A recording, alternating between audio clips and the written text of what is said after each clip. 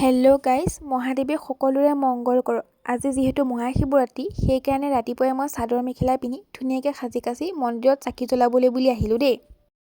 মন্দিৰটো ঘৰৰ পৰা আমাৰ ওচৰতে হ'লেও টমটম এখন পালোঁ ৰাস্তাতে, চ' আমি গোটেইকেইজনী টমটমতে উঠি মন্দিৰ পালোঁহি। আৰু এয়া চাওকচোন, ঈশ্বৰ পুত্ৰৰ থান, সঁচাই ভগৱানৰ আগত দেই। মন্দিৰৰ দুৱাৰমুখতো আমাৰ জুবিনদাৰ ফটো, জয় জুবিনদা।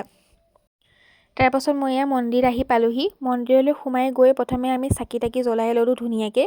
তাৰপৰা ভগৱানৰ ওচৰত এয়া পূজা কৰিলোঁ, গাখীৰ দিলোঁ, ফুল দি পূজা কৰি যাতে এই বছৰটো কুশলে যায় আৰু তাকে কামনা কৰিলোঁ মহাদেৱৰ ওচৰত। তাৰপৰা প্ৰসাদ হিচাপে আমি এয়া চাহ অকণ খাই মন্দিৰৰ পৰা ঘৰ পালোঁহি।